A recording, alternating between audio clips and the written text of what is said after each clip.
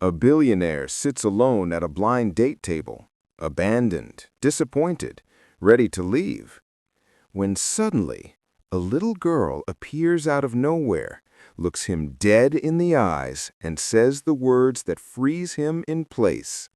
"Mommy, sorry."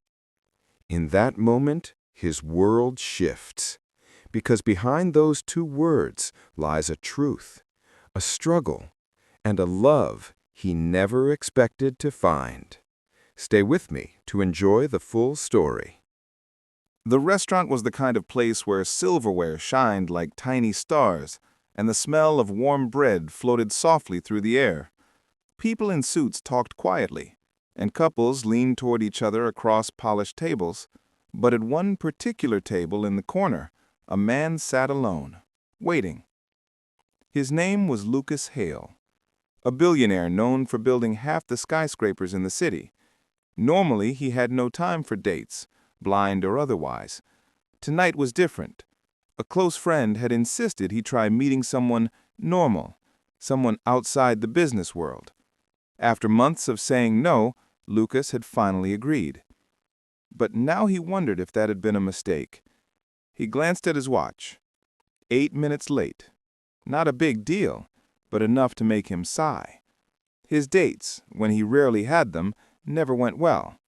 Either the women were terrified of him or far too interested in his money. He looked at the empty chair across from him. Maybe this would be the same. Lucas reached for his water glass and then heard soft footsteps. When he looked up, it wasn't a woman standing there. It was a little girl, no older than 7, wearing a pink dress with tiny white flowers. A small journal was tucked under her arm. She had long brown hair, a headband with a flower on it, and eyes wide with worry, but not fear. She stopped beside his table, looked up at him, took a deep breath. "Are you Mr. Lucas?" she asked politely. Lucas blinked in surprise. He sat straighter, unsure what to say. "Yes, I'm Lucas. Can I help you?" The little girl nodded hard, as if she was on a very important mission. "I'm Emily. My mommy is supposed to be here. She said she was meeting you because her friend told her it was a good idea. She told me to tell you—" Emily looked down at her shoes. Her small fingers curled around the edge of the table as she whispered, "Mummy's sorry." Lucas felt something shift inside his chest.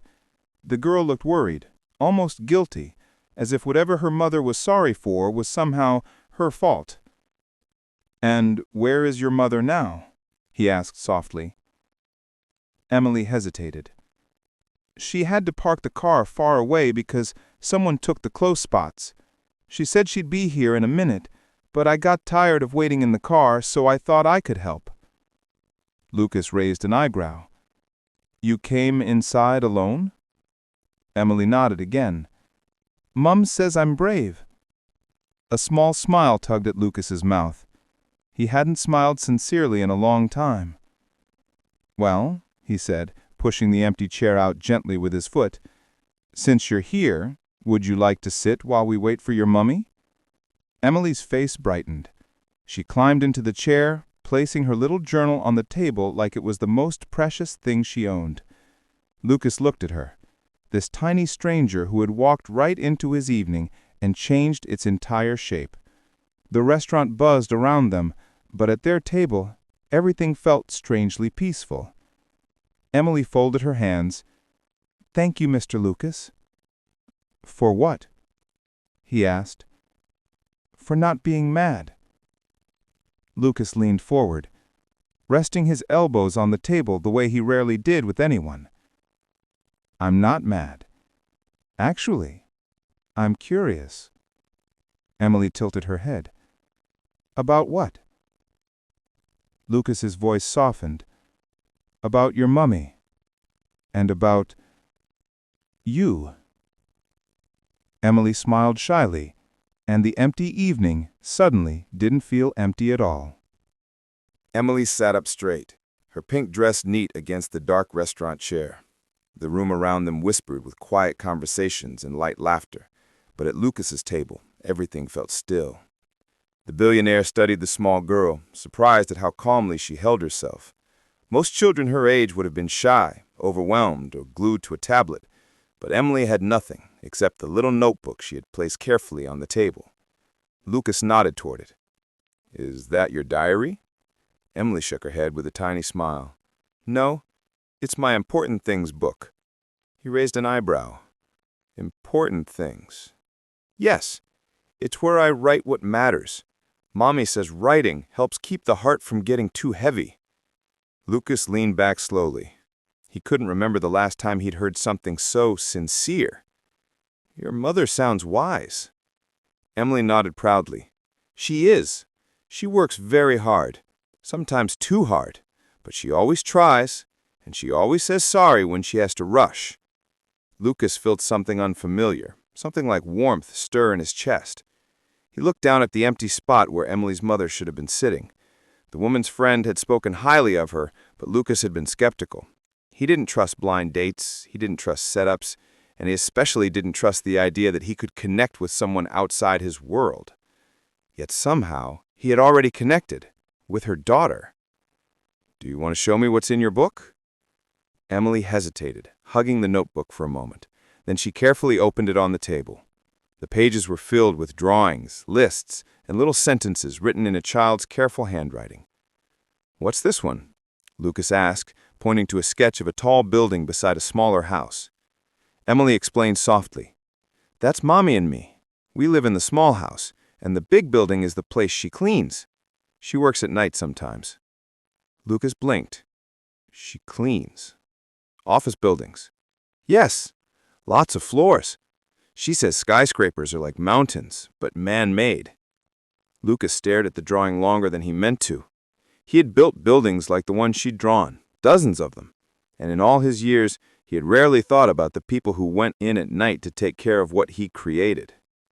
Something tugged at him, an unexpected sense of humility. Emily turned the page again. This one had lists. Things that are scary, things that are beautiful. People I want to trust. Lucas swallowed hard as she tapped her finger on the page. "Mommy says trust is something you build, like blocks, one at a time." He nodded slowly. "Your mother is right." Emily smiled softly. "I put her on my list first, and then my teacher, and then—" She paused, glancing at Lucas with a shy tilt of her head. "And maybe you." Lucas froze. He tried to speak, but found he couldn't. For a man who talked to boardrooms filled with investors without breaking a sweat, this little girl's simple words left him speechless. Emily closed her notebook and folded her hands. "Mommy says good people aren't perfect, just honest." Lucas swallowed. "Your mother sounds like someone I'd like to meet." "You will. She's just nervous and late. She never likes being late." Lucas glanced at the door as well. He felt protective, though he didn't fully understand why. "Emily," he said gently, "don't worry. I'm not leaving." Emily relaxed, letting out a small breath. And then the restaurant door opened, and everything changed. The restaurant doors swung open with a soft chime, letting in a rush of cool evening air. Lucas looked up. Emily sat straighter, her eyes hopeful. Several people entered. Couples laughing, a group of co-workers, a man on his phone. But no worried mother. Emily's shoulders dropped just a little. Lucas leaned forward. "Is she usually late?" Emily shook her head. "Not when it's important." They waited another minute. Lucas watched the little girl's fingers tap nervously on her notebook. Something wasn't right. A mother who let her daughter wander into a restaurant alone? A mother who rushed from the far side of the parking lot? A mother who was too embarrassed or too anxious to come inside? He wasn't annoyed. He was concerned. Finally, a woman appeared in the doorway. She wasn't dressed for a date. She wasn't dressed for anything except pure survival. Her hair was pulled back in a loose tie, her clothes simple, clean, but clearly worn from long days. She clutched a thin purse in one hand and kept her eyes down, as if she hoped no one would notice her as she slipped through the restaurant. But someone did. Emily gasped, "Mommy!" The woman froze. Slowly she lifted her head, and when her eyes met Lucas's, he saw fear. Not fear of him, fear of judgment, fear of not belonging, fear of being humiliated in a place where everything shined brighter than anything she owned. She walked toward the table, every step hesitant, as if she had to convince herself to keep moving. When she finally reached them, she rested her trembling hand on Emily's shoulder. "I'm so sorry. I shouldn't have let you come inside alone. I told you to wait." Emily shook her head. "I wanted to help. You said he shouldn't think you were rude." Lucas stood, his voice gentle. "It's all right. She wasn't any trouble." The woman swallowed, her eyes darting around the restaurant. She looked like she wanted to disappear. I'm Claire," she said softly, barely above a whisper. "Your blind date, or, well, I guess I was supposed to be." Lucas nodded. "It's good to meet you, Claire." She gave a tiny, embarrassed smile. "I'm sorry I look like this. I came straight from work. I didn't have time to go home and change. My boss kept me late." Lucas studied her, careful, quiet, avoiding eye contact. She kept one hand on Emily, as if the girl were her anchor in a storm. "Claire," Lucas said, "you don't need to apologize." "Yes, I do," she said quickly. "This isn't what you were expecting. Your friend told me to just come as myself, but I should have tried harder." Lucas took a slow breath. "I think you've tried harder than most people ever do." Her eyes widened in surprise. Emily tugged at her sleeve. "Mommy, he likes my notebook." Lucas smiled. "Very much." Claire looked at her daughter, her expression softening. "Emily tells people everything," she muttered, half embarrassed. But then, after a pause, she added, "She's my whole world." Lucas nodded. "I can see that." A waiter approached the table. "Will your party be dining with us tonight?" Claire flinched as if she'd been caught doing something wrong. She instinctively reached for her purse. Lucas could see she was calculating money she didn't have. Emily whispered, "Mommy, it's okay." Claire forced a smile. I don't know if we're staying." Lucas spoke before she could retreat. "We are." Claire froze again. "Please," Lucas said gently. "Sit down, both of you." For the first time since she'd walked in, Claire looked directly at him. Something in her eyes, exhaustion, guilt, hope, shifted. She pulled out the chair slowly. But before she sat, she said in a trembling voice, "I don't want you to feel sorry for us." Lucas answered softly, "Then let's start with something simple." He nodded to the empty table. "Let's just have dinner." Claire exhaled, long, shaky, and lowered herself into the chair. For the first time all evening, she let herself breathe. Claire sat stiffly in her chair, as if at any moment someone might tap her shoulder and tell her she didn't belong.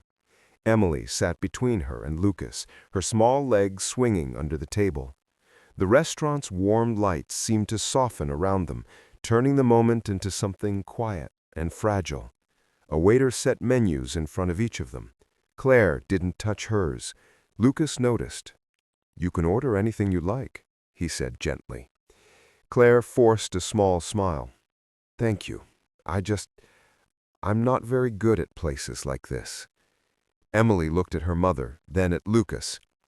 "We don't usually go out. Mommy cooks. A lot of soup." Claire blushed. "Emily." Lucas shook his head. "It's all right." He opened his menu. Claire finally did the same, though her hand shook slightly. Her eyes scanned the page, but Lucas could tell she wasn't reading. She was calculating again, counting prices, comparing them to her wallet. "You don't have to worry about the cost," Lucas said softly. She closed the menu halfway. "I don't want to take advantage of you." "You're not. We're just having dinner." Emily smiled brightly. "Like a family dinner!" Claire choked on air. "No, sweetheart, it's not." Lucas lifted a hand lightly. "It's okay, Claire. She didn't mean anything by it." The mother sighed, defeated by her daughter's honesty.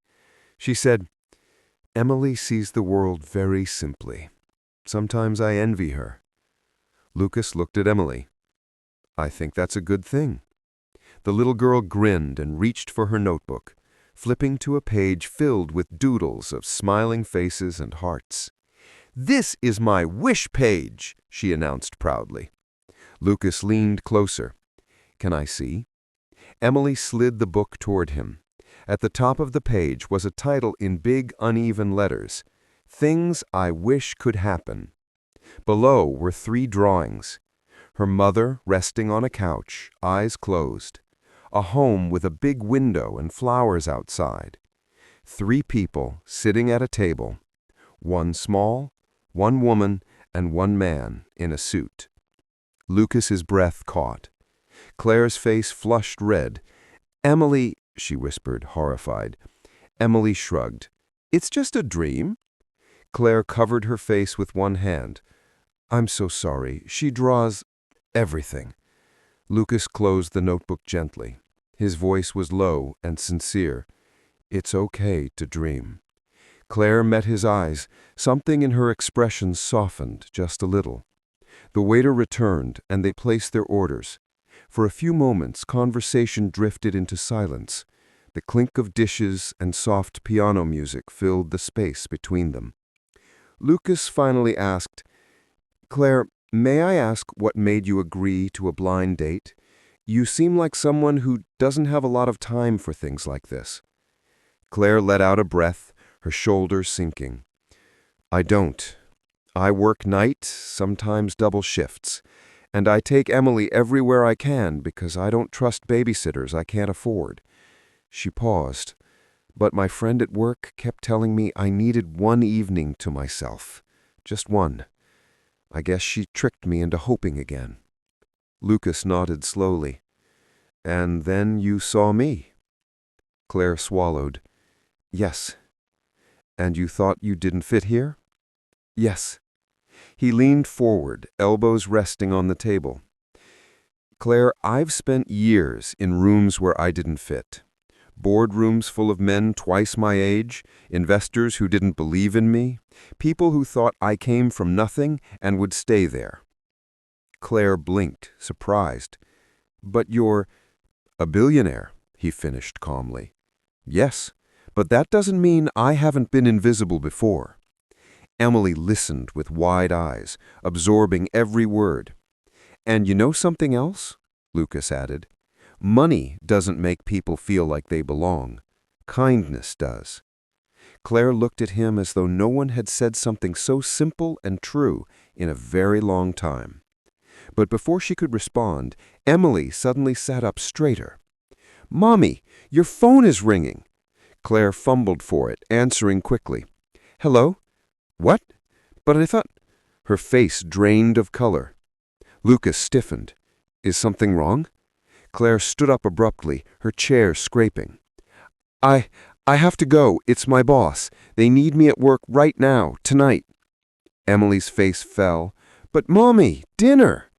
Claire's voice cracked. "I'm sorry, baby. I'm so sorry."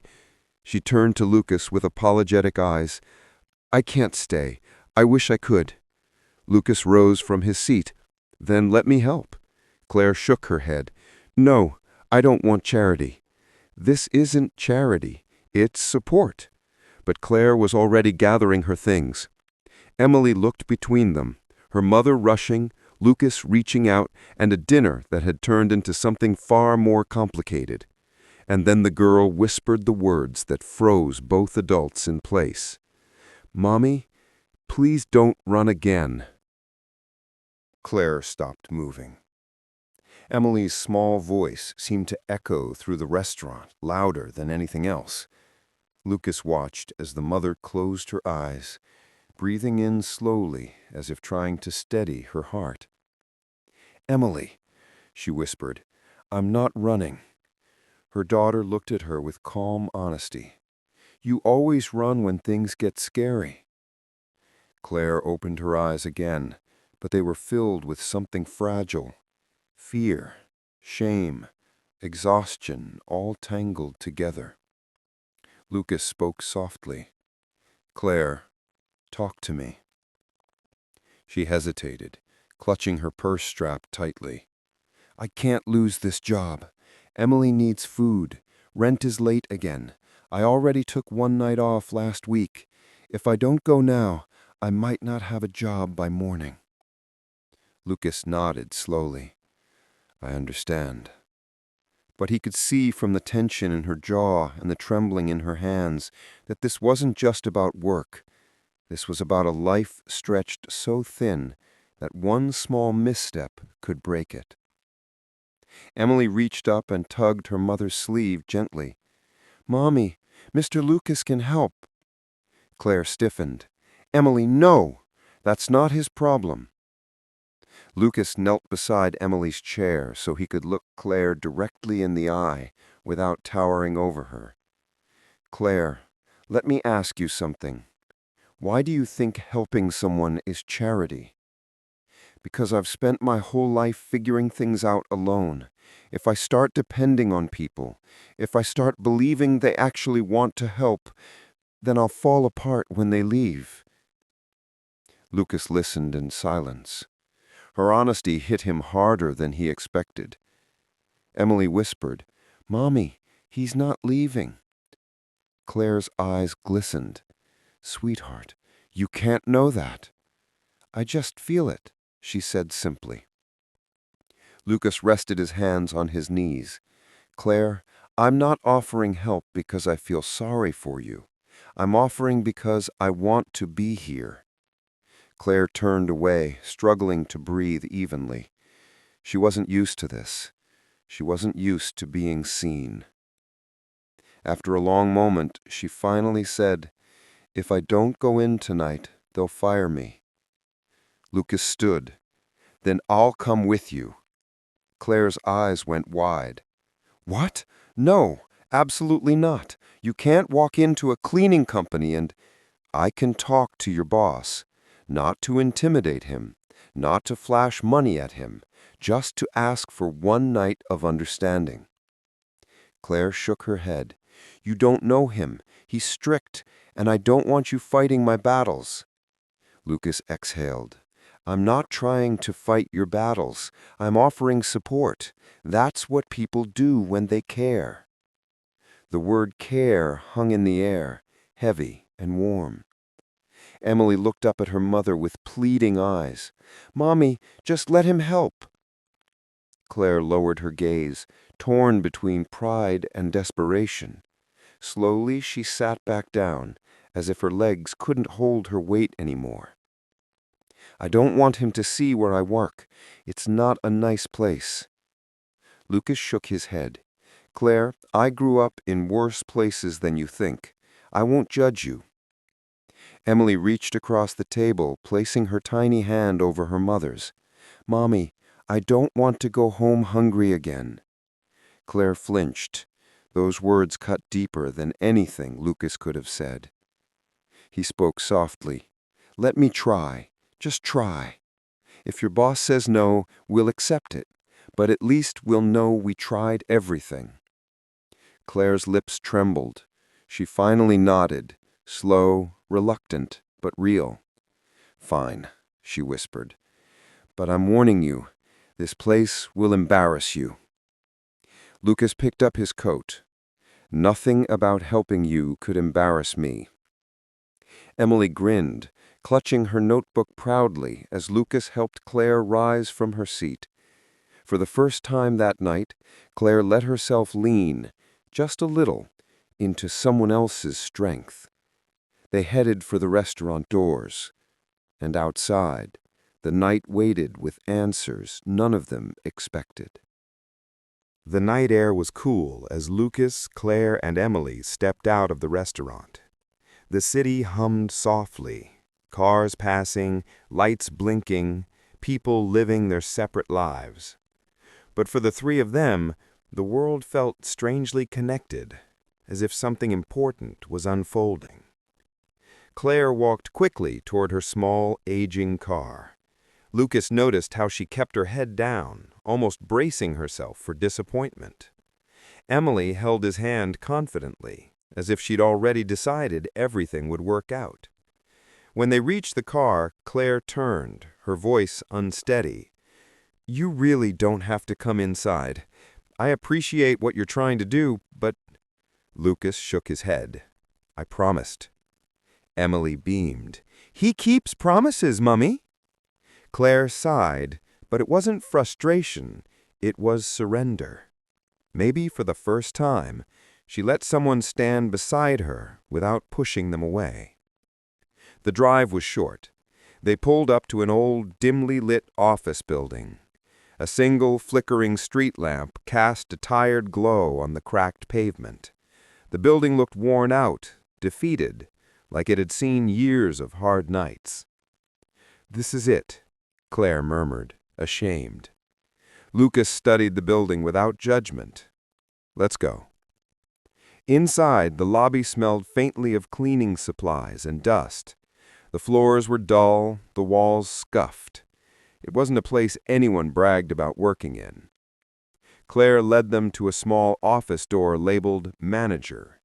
She paused, closing her eyes as if preparing for battle. Lucas touched her arm gently. "You're not alone."